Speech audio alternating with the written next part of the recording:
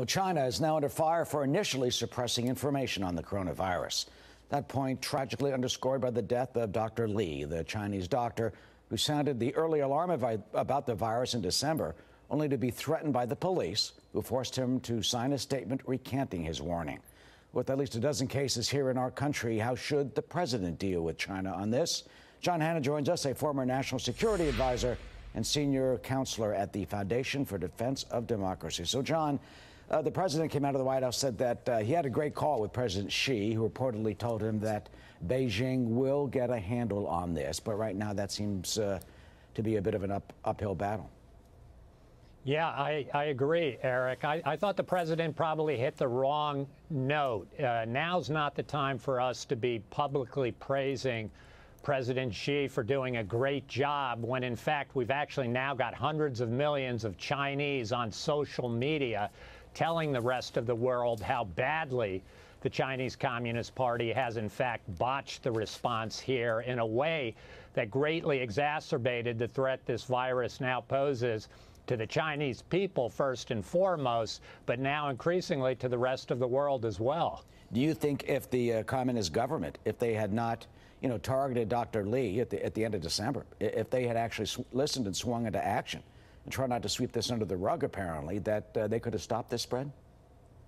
Well, I guess we'll never know for sure, Eric, but you've got to believe we lost several weeks of critical time here when Dr. Li was trying to alert people to the dangers of this potential new virus, and instead of being listened to and thanked by his government, as you said, he was actually arrested, he was detained, he was forced to recant his story, and now what we've had is an explosion of that virus over the last several weeks in central China. Dr. Li himself, of course, is dead tragically from the virus, and now China faces hundreds of millions of its own citizens attacking the government for its response, and specifically for its suppression of freedom of speech. And it's on a scale that I think China experts say we haven't really seen since Tiananmen Square more than 30 years ago. And this spreads out and can affect the whole globe. Here's what Paul Mosher writes in the New York Post today, saying, quote,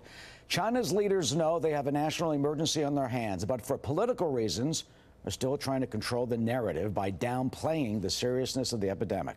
The Communist Party's penchant for secrecy drives it to punish those who report honestly and accurately about this unfolding disaster, even though honest and accurate reporting would save lives." He goes on to point out that there are not enough of these virus kits in hospitals. Maybe they're downplaying those numbers to downplay the numbers of coronavirus folks, and they're punishing, people who are online. And police can go punish you and pull you off if you're online. One noted activist, they say, is missing, because he's been posting videos on YouTube and Twitter, and he's missing because he's been apparently telling the truth.